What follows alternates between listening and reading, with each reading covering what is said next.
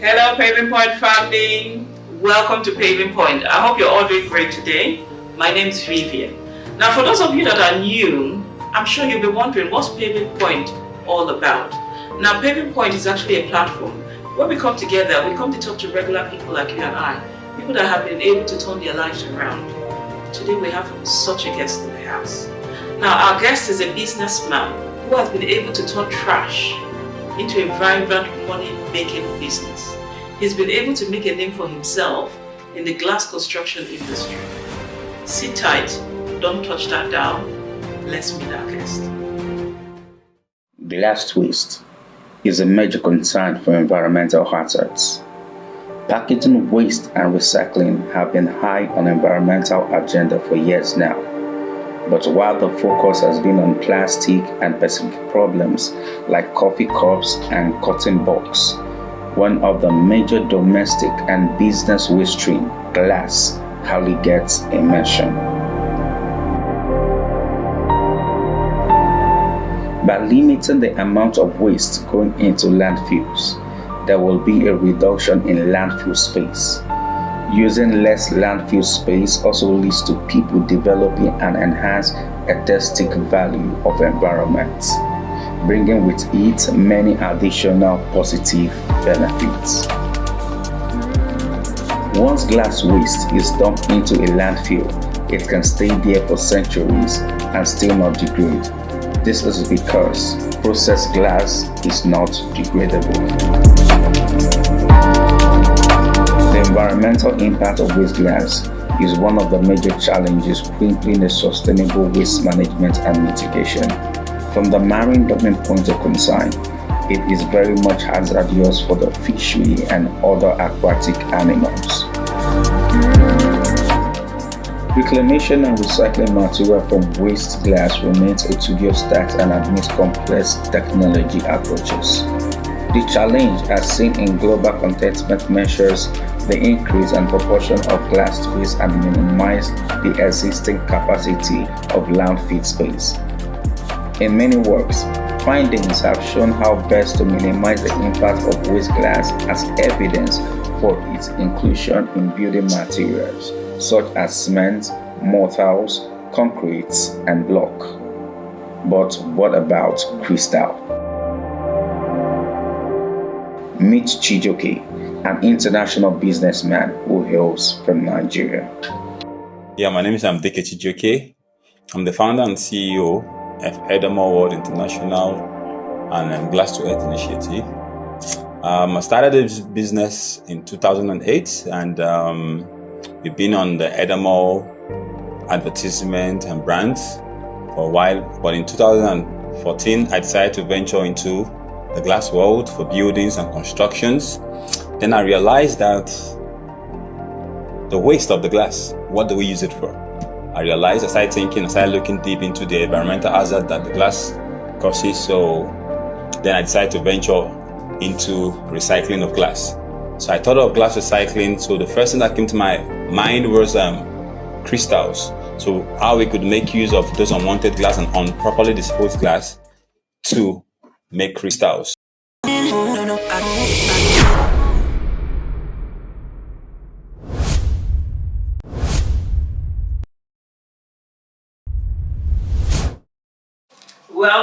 Welcome back, Paving Point family. Now, let's introduce our guest. Mr. Chijoke, welcome to Paving Point. Thank you very much. That was an awesome biography you have there. Thank you. Thank you so much for coming to our show.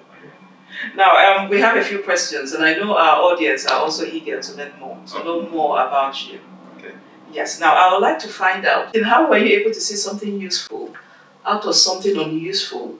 What was the inspiration for you to turn trash into treasure? Oh, thank you very much. What I would say is you have to look at the genesis of how it started. Into glass construction for buildings, we do a lot of things. We sell glass, we import the glass. do other things like that. So that was where the inspiration came from. So now we have excesses, we have this waste we get from broken glass. And again, it's this part of it, this part of the business that's also funny. Then in Nigeria, that whenever we're shipping down our glass from Lagos to our branch in Abuja, I always get scared. I have sleepless nights on what will happen if something bad goes wrong, because it costs a lot to ship. Okay, within Nigeria. Yeah, within Nigeria. From Lagos to Abuja. Yeah, Lagos to Abuja. So I started thinking about it, like, okay, what is the worst case scenario? It will damage. There's probably damage, God forbid, accident or something. Yes. What's the worst case scenario? We'll get damaged. So what would I do? Pack the glass. How can I convert the same thing to good use? So that's the first part. So that came out of like fear. So instead of me to just stay with my fear, I never had an accident once, not once, or anything wrong happened once, though not once. So I was like, okay, I'm good. So what is the worst case scenario? So I didn't want that kind of something in my mind. So pack the glass, recycle it. What can we do? And that was where the first part of it came. Then secondly, one day they came to pack our glass. I'm like, why are you taking this glass to? Like, we pay them to take the glass. Okay, you have it like a company. Yeah, my company. Yeah, I'm big. Yeah. So we paid they should come and move the glass. And we're like, and they said they were taking it to the river. And they mentioned the popular river, which I was like, oh, I go to this river every Saturday, like this side every Saturday to have fun with my family. And you mean this particular thing is going to end up there? And that was where I got the inspiration. But like, I had to do something. So first, that particular day, I told them to leave it, but they shouldn't take it. And then the project started. So I started working on it. Now I've been to China. I started speaking to my Chinese friends on what I could use, what's the process, and how we could like go about it. And they gave us. I was able to just try it. It took a year. So within that period, you were trying to get on the research. Everything, separation, a lot of mistakes, a lot of things to like that. Like by the end of the day, we're able to get something. And the good thing is that we make far more money from the waste itself than from the actual product itself, the end product.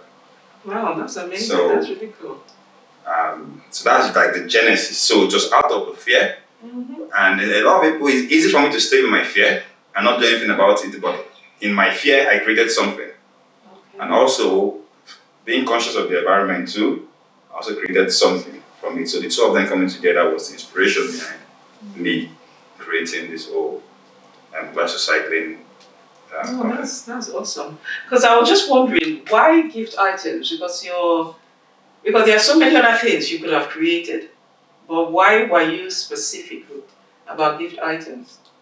Yeah, gift item is just one part of it. Oh. Just one part of it, really.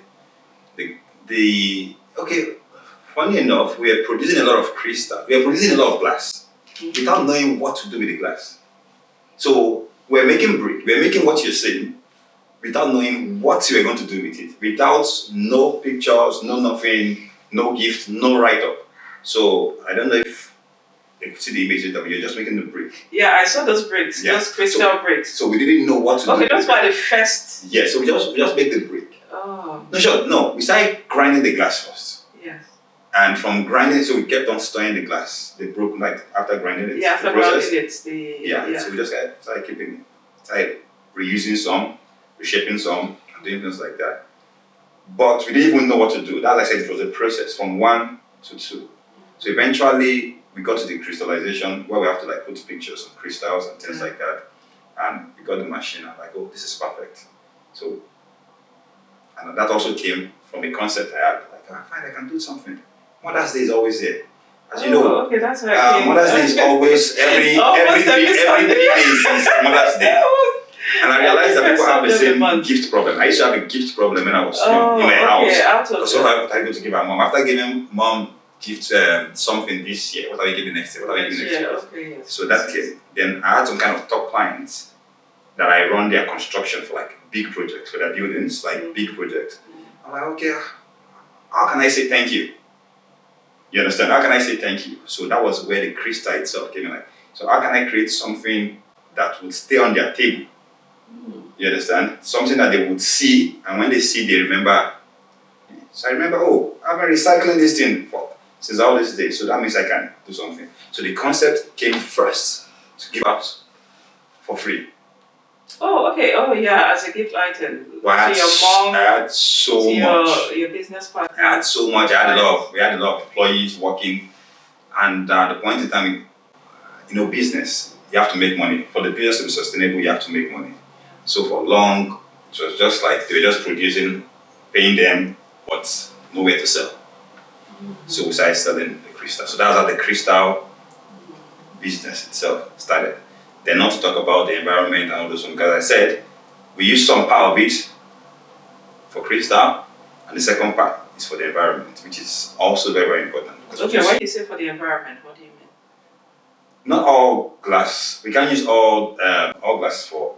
We cannot recycle all glasses because of some are grain, some are the mixture and things. So we have to do the process. We have to separate the glass first. That's the first thing. Separate the glass. So there are some we cannot use.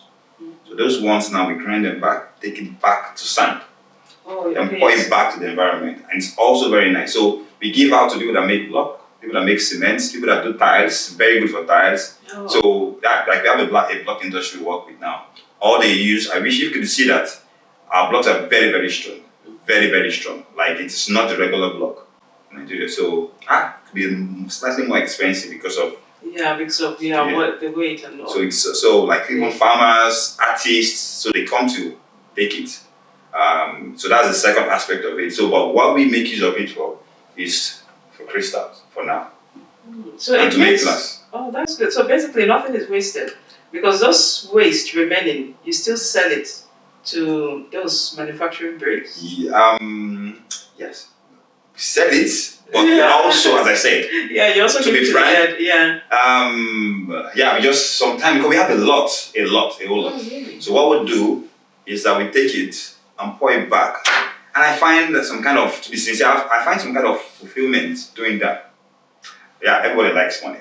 I like money. But the kind of fulfillment I get when we take those things and pour it back to the earth, to the roads, to the earth, like just take it back. And I know that this thing is supposed to end up in the river or end up in our landfill. And it's just, this is it, and people don't even know. Yes. And that's the kind of fulfillment I actually get from the glass recycling itself. Aside the sales. No, that's really interesting because you said at first you just molded them into bricks, and you just left them. So when you decided to use them turn it into a business, a crystal business, how was it for you trying to convince people to see the beauty you were seeing? When I got the idea of reshaping the glass, because it's called reshaping actually. Okay, it's called reshaping. Okay. So after reshaping the glass, we started teaching people.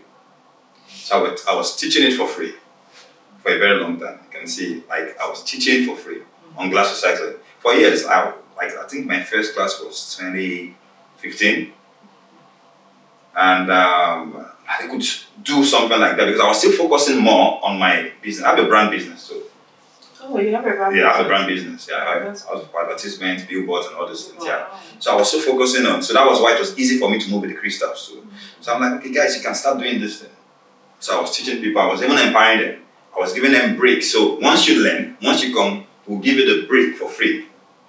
And something I realized, when you give people things for free, sometimes they don't appreciate it. They don't value it. So some even want you do this. So at the end of the day, we decided to just like, okay, we're gonna stop. And we took it up ourselves. And we saw gold. We saw gold, like raw gold.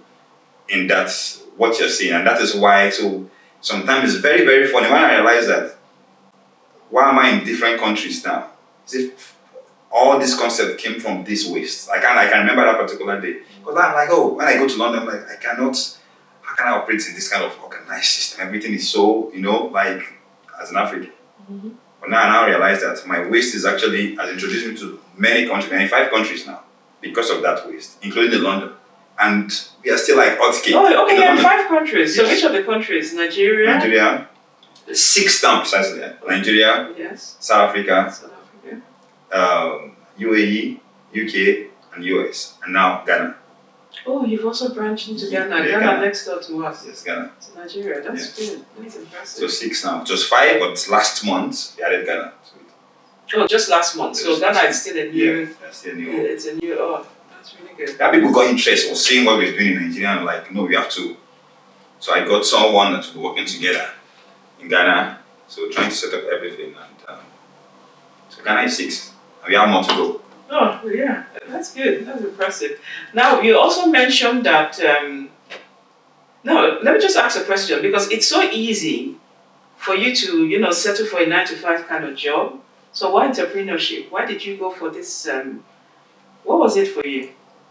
Why entrepreneurship? Okay. After uni, I was in London, came back. Yes. After uni, I went to London, then I came back and worked in the bank.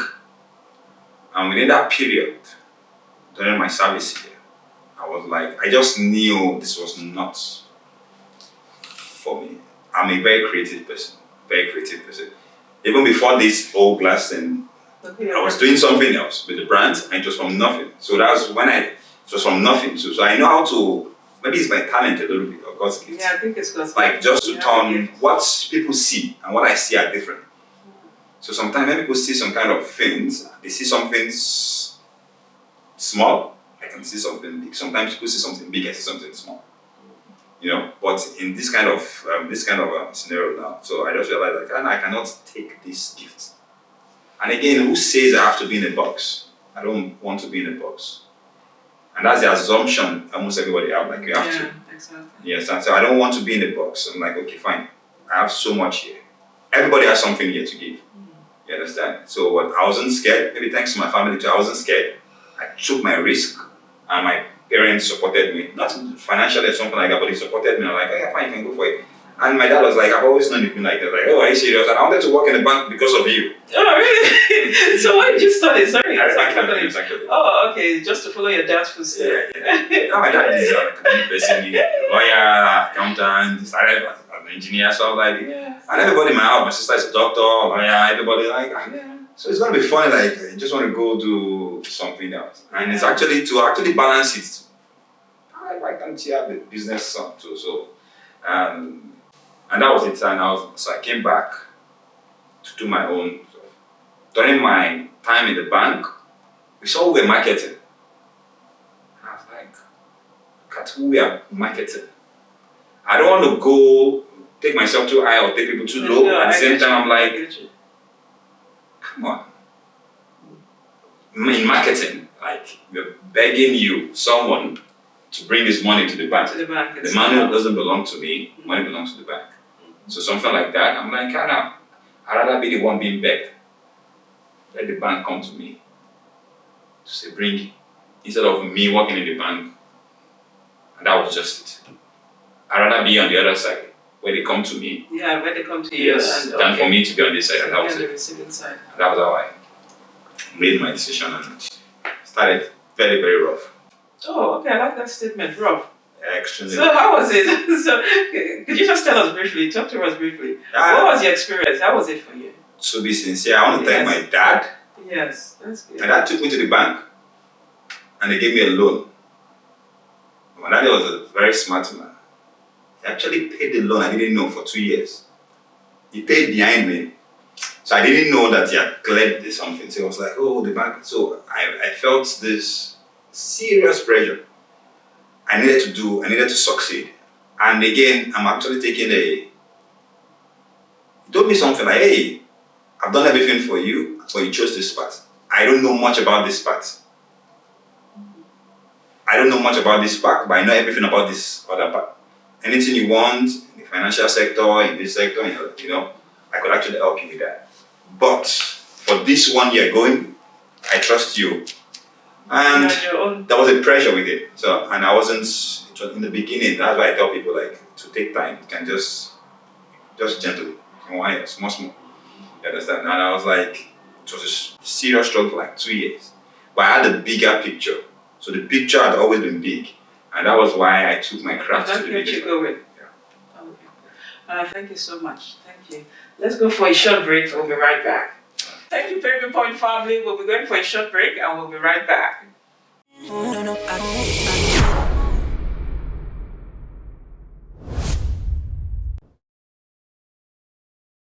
back, Paving Point family. We still have Mr. Chijoke in the house. Mr. Chijoke. Thank you. It's nice having you. I'm really enjoying our interview. Thank you very much. Yes. Now we still have more questions to ask. Okay. Now I want to find out, that like the finished product, the crystals you do, Okay. it goes through various stages of production. Could you just briefly take us through the stages of production? Okay. First comes with glass selection. We take the glass, select the glass that we want, we separate them. There are some that we use for crystals. There are some we use for other things, probably for tiles, for interlock, for like to give back to the head. So we separate the glasses. That's the first thing we do. Then it goes through the process. The reshaping I hope process. you don't mind me asking, which ones do you specifically use for crystals? You say you separate them, the glasses. Yeah. Which ones do you specifically use for the crystals? We use more of the clear glass. Okay, clear glass. Yeah, the clear glass is what we use more for crystal because, as I said, as clear as crystal, so it has to be It clear. has to be clear. Yes. So we use more of the clear glass. Then the other tinted ones, we don't use it for crystal. But we still use it for crystal too because we use them for stand, like other things, not where we have the image, but for like stands and other things. Yeah. Then also we use crystal. We use the glass for different things, not just picturization, not just for the pictures only. There are some things like artwork that they do. So those ones we can use once we get enough, the quantity is enough, then we can use them to shape them and to make the crystal.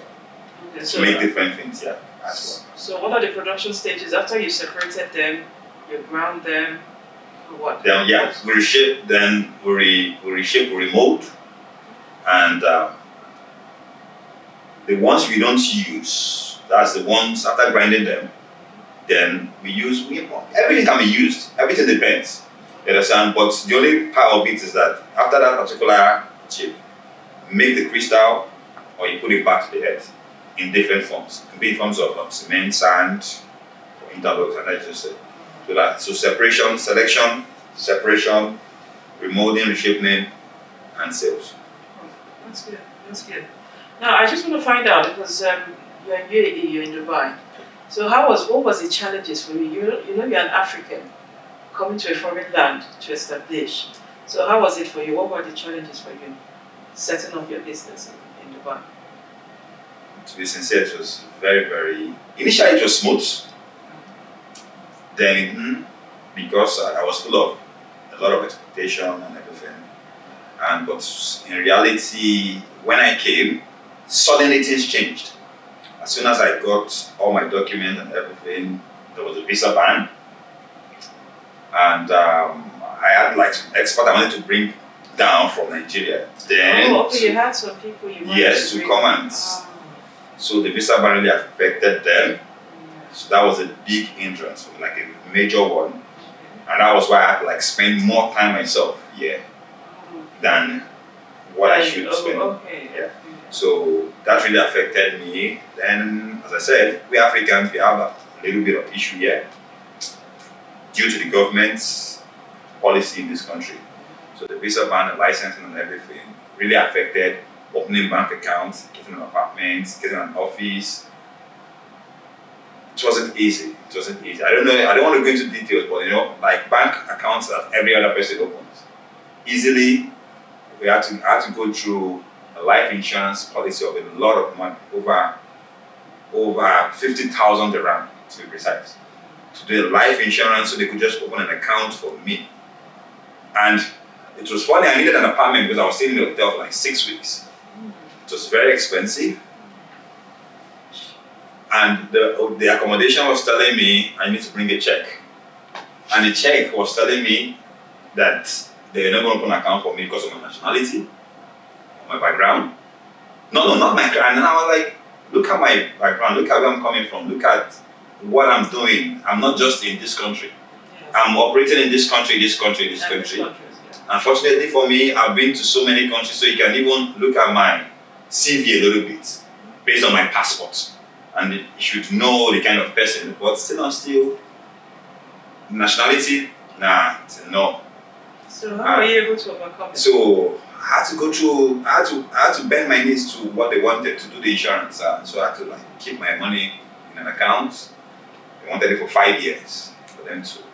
Oh, so they wanted it fixed. Fixed, yeah. For 5 years. So at the end of the day, able to navigate that, so I could get a check, got the house, but it was not easy. I stayed 6 weeks in the hotel, and I came with my family first. Oh, okay, you came with your family. Yeah. So you all stayed for 6 weeks. So at the point in time, I couldn't let them go. So my wife wanted to just go back. And my wife is an equal partner with me. We work together.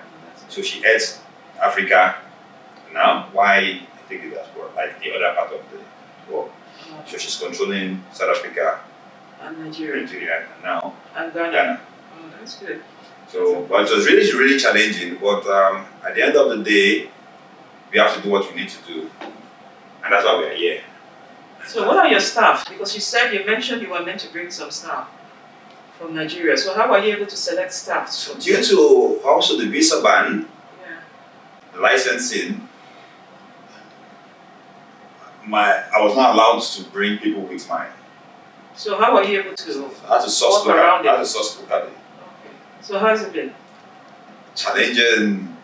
Challenging, and very, very challenging. Very difficult to do, knowing who to trust. Everybody just wants to do, and again, just knowing who to trust. Okay, but you were able to overcome all this. Yeah. In a way, we're still working towards it. You're still working towards it. Okay, that's good. But at least I've created a system that would work without anybody being fully in charge. Like, how would I say? Like, there's a system working. Yes. Yeah. So the system made it easier. Okay. So you just put in the right system in place. Yeah, the right system in place. That's good. So put in one person to be in charge of this, one person in charge of that. So and everything is just working.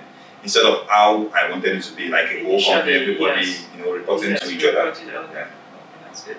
So what were the challenges also? Because to be honest, in Dubai we have a lot of crystal companies. Have you noticed crystal gifts and all that? So how are you able to stand out? How are you able to let people see the value in in your product, what you have? Now they have more. From what I could see, I may not be 100% correct. They do more of mass production. Yes, mass production. They mass have production, a lot and it's actually imported too. Oh, not here, not manufactured here. Not manufactured here. I'm sure of that to an extent. Okay.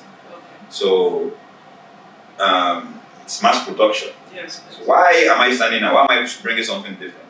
There are very few that do customized. You understand? So what they do is they sell just like this. Yes. Put UAE, put the flag like something I love Dubai, so I love many, it. So people don't personalize it. Yeah. And I will say it again, like my crystals, due to the multi-dimensional, because I create it, I can create any mode I like. So I create different shapes based on what people want. You understand? So you personalize it? Not though, we don't personalize the shape because we have to do mass production when we want to create a new mode. But what we do is we customize, and it has a multi-dimensional view. Unlike theirs now, if you're seeing this, you're seeing that. It's just one. Yeah. Yes. So now, if you look at our cube now, it has like 3 images, so you can, also created the auto rotating box. Then we also have the flips. We have different flip series: 4 flip, 3 flip, 2 flip, single flip, whichever one you want. Yeah, yours is actually unique. Yeah, so we have different shapes of love, different. Depending on what they want, it's like customized. That is what is making our own crystal. No, but apart from this, which other things? Because you have some pendants and all that. Which other products do you do?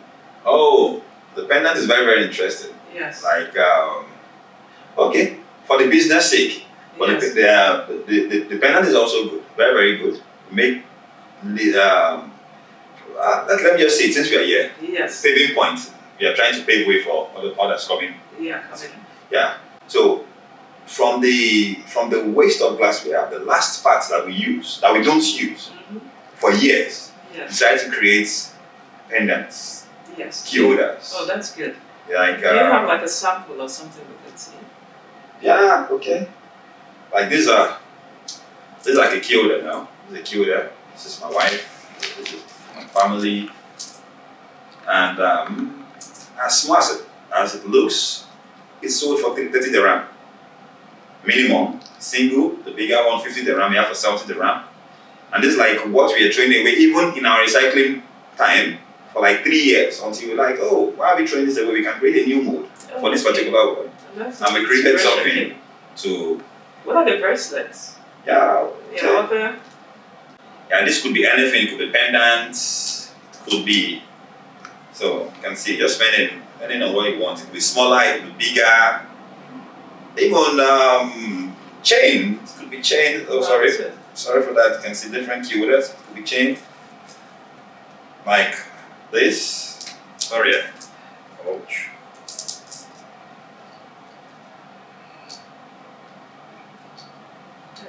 Okay. Sorry. So this is my family now. So you can see. This is on the last part of the waist. So you can see how it changes my outfit suddenly. Yes, it does. Yeah. Also, so it serves different things. People write different, religious stuff. Put their family. I love Dubai. I'm probably African. Also put pictures. Pictures of their different things of yeah. That's really good. So the inspiration came from something to even say in Nigeria. Yeah. From the military.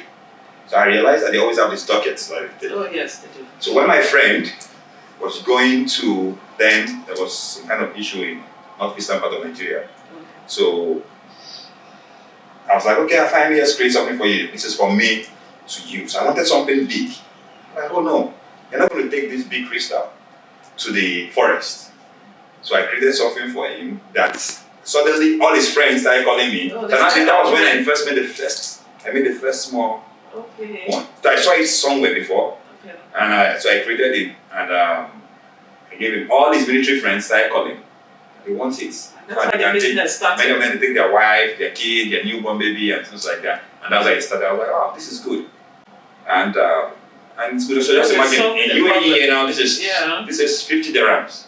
Oh, that's good. And okay, but we have a lot of marketers selling every day. I mean, I can say we sell about 20 to 30 a day. Every day. Just of this, we're not talking about the crystal, big crystal. Oh, that's good. So how do you customize it for them? Do they come to your office with their loved ones? Just send the pictures to WhatsApp. Come to our website, come to WhatsApp, Instagram. Okay, so just customize. So just send the image. Do they come and pick it up, or you also do delivery? We do delivery, so we do delivery. Okay, free delivery. Yeah. Within UAE? Within Dubai, free. Then within UAE, some area, charger. Yeah. Oh, that's impressive. But for the pendants, it's slightly more expensive because of 50 dirham. If it is so big, it is not included. But for the big crystals, it's included. Yes. Oh, okay. Deliveries. Oh, that's good. That's good. Now, I just want to find out, because I can see you're really going far. You're really going to go far. So could you just tell us your vision in the next 10 years? Where do you see your company? Where do you see yourself? The next 10 years, the good thing is I would like to make mention of this, which is very, very important. What everybody wants is not what I want. You understand? People want this whole better life for themselves, better life for the family. I want that too for my family. But what I want more is a legacy for myself and my family. You understand? To create a legacy and to be impactful. So if you look at everything I do, from my glass to my glass recycling training, I was doing the training for free for years. You understand? So if it is not impactful, I won't be motivated to do it. So I'm working on this particular process now. It's what everybody wants is not what I want. People want money from something, I want money too, but it's not my motivation. So what's your motivation? So my motivation first is family. I want to spend time with my family, and I want to make my family free. You understand? They should be free. Yeah. UAE taught me that too. UAE taught me that. And I'll say it. When my kid came here, she went to the playing ground. Yes. And somehow she was discriminated. playing in ground. the playing ground. Somehow, indirectly, Okay, among other children. among other children. Right? So I saw it, and I wasn't comfortable with that. And I was like, she's a queen. I know where I'm coming from. She's a queen. And she suddenly came to me and said, why are they running away from me? I felt bad. I felt terrible. I felt like I didn't know what to say. I've never been dumbfounded like that. And I was like, oh, don't worry. Let's go and play. So now I realize that in this life, any decision I'm going to make must be me. Must be about my family being comfortable. Not everybody's not like that. But at the same time, that changed a whole lot of things about me, about the kingship of we Africans. We have to know we are kings and queens. You understand? And we have to establish that in our children. So we don't feel inferior. Like, as I said, in London too, at the point in time, sometimes I stay in the bus and people don't want to sit down in close to me. That was then, I didn't understand. And I don't want my child to go through the same thing. Asking why are they? That's quite interesting. So how do you want to go about changing the mindset as a first, we need to change from everywhere we are. So I like something in this particular country. When they saw what I was doing, they were like, "You Nigerian?" I'm like, "Yes, I'm Nigerian." "You do this stuff?" And that is the mindset. That is exactly what I'm talking about. So everywhere, when they see what I'm doing, once they see the kind of impact I'm making, they're like, this cannot be. And they assume it cannot be. And it's actually Nigeria. And we have so many like that. So many like that in Africa. So many like that, yeah, but they're just stuck. Maybe they don't have the resources. Some they have the idea. So we have many in this country that can actually, so that's it. So that is the kind of impact I said I want to make. So that when we make a decision, when we do something, people will be wow. Like, and we are there, we are brilliant. We are way more brilliant. No, we are definitely. Way more brilliant than we are giving. But actually, the question I asked was for the vision for your company. The vision for my company. The plan and the vision in the next 10 years. The next 10 years? Yes. To be sincere, I don't have a 10-year plan. Okay, you don't? Yeah, I don't have a 10-year plan. I have a 3-year plan. Oh, you do? For now. Then after the 3 years. Yes. Then, before the 3 years, then I will know what the next 10 years. 10 years will be. So what's the 3-year plan? 3 years plan now is for me to establish my crystal company in 10 countries. Just 5. You have 6 already. 6 already. Remaining 4 more. I think. Oh, you want 10 5 more. I need 5 more. 5 more. Because to be sincere, Ghana was not part of the. Okay. I have the countries in my head. Right? Okay. Was not part of it. Okay. So I was like, just based on popular demand. The demand was coming from Nigeria so much. I was like, yes. So I needed to open it in Ghana. Okay. So let's go to Cameroon. My friend is really calling me. People like from Congo, they're calling me badly. I don't have Egypt in the plan, I don't have Congo in the plan, but I think I may be in Congo and Egypt next year. Most definitely. But it's still not part of the original 10 countries I had. Right? So that means I could go like 14. By now, at the end of the day, I want to be in 10 countries. And the figures are good. Just like as I said in UAE, the figures are good. And if I can replicate the same thing, and the West should know that somebody is also doing something from Nigeria. And that's it, I'm fulfilled. And after the next 3 years, then we go to the next phase, which is about, I want to focus on the recycling. On the recycling. I really want to be big on the recycling. I've started it, I've been training, doing a lot of courses, like I've been teaching, but I really want to focus on glass recycling because, as I said, I'm someone that like impact. So the impact of that, I find fulfillment in that a whole lot. Yeah, it's actually quite interesting. I think. Thank you, viewers. We'll be right back. Don't touch that down. See you soon.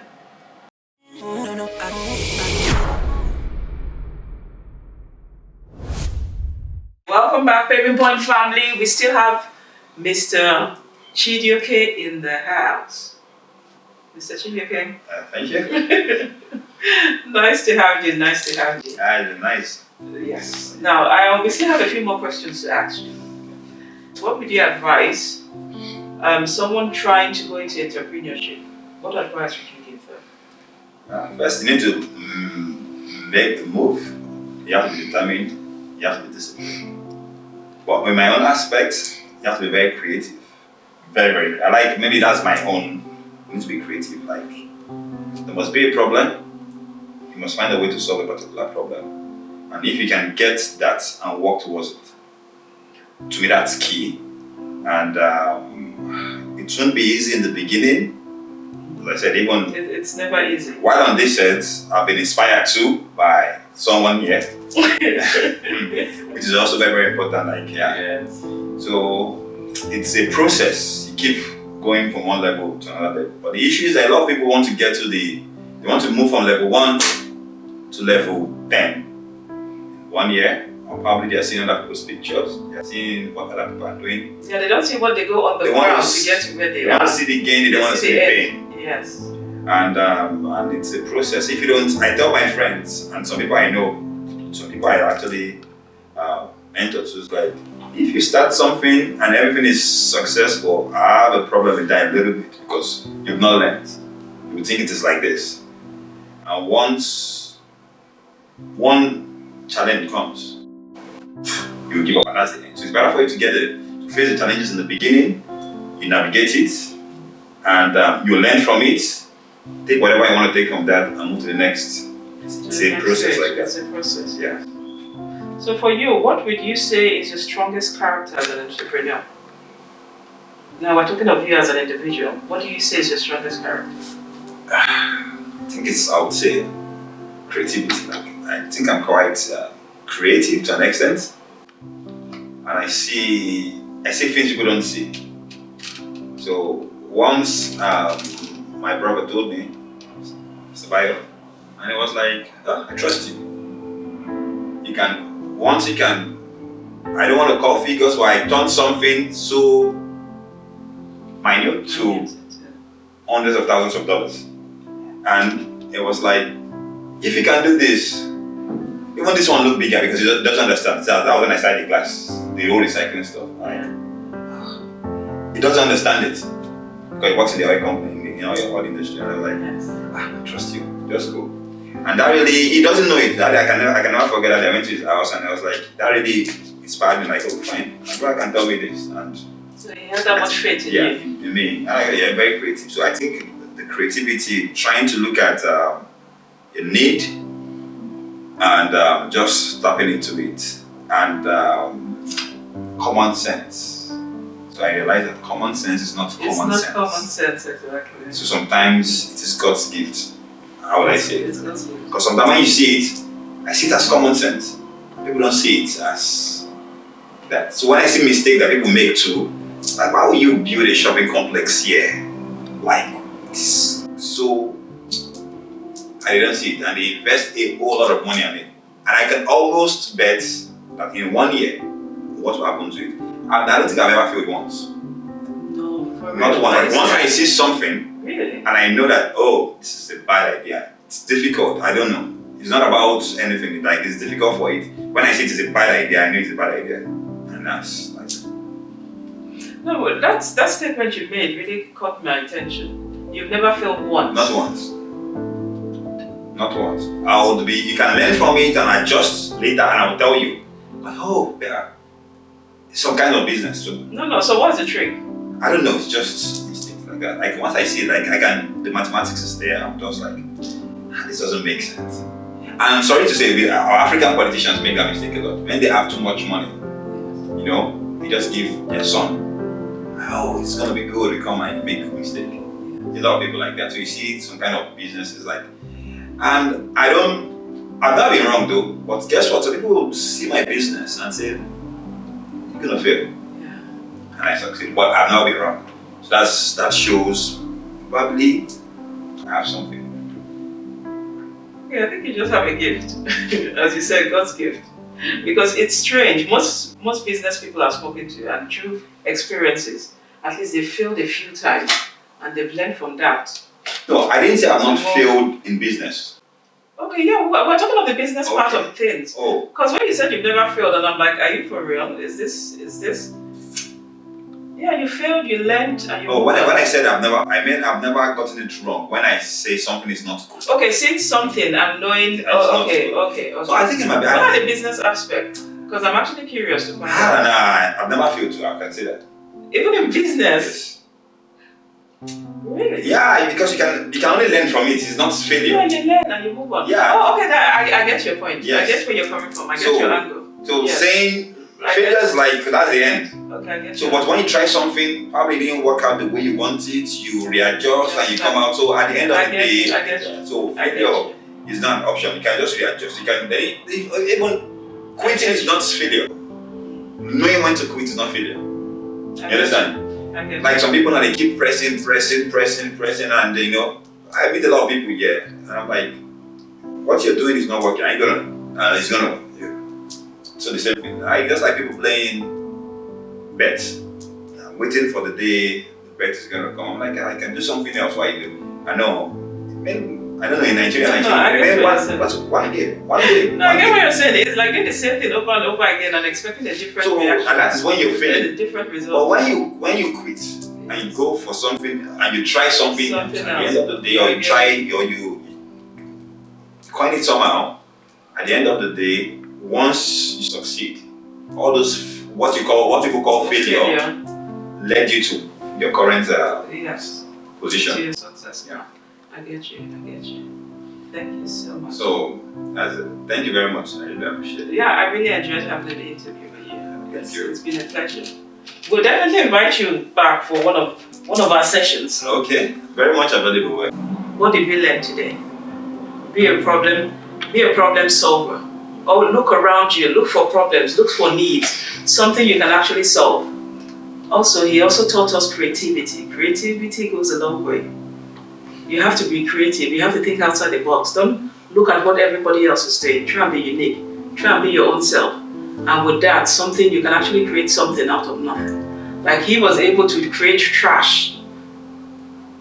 He created a viable business out of trash. You can also be that creative. Look for something different. Don't follow everybody else. Don't follow the crowd. He also taught about patience. He taught about determination. Being an entrepreneur, it's not an overnight thing. It's something you have to be determined. It's something you have to be patient. You have to be focused. Know what you want. And he said, I like the part where he said there's nothing like failure. Yes, you've done something, it doesn't work. You don't have to kill. You just have to look for different ways. Look for something else that works. And through the success you get out of that, you forget all your failures behind. So thank you so much for being with us. And thank you for staying till the very end. Be inspired. Thank you. Have a great day. Bye.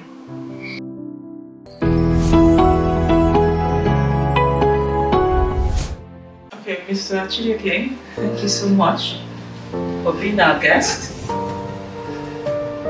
We have a gift for you.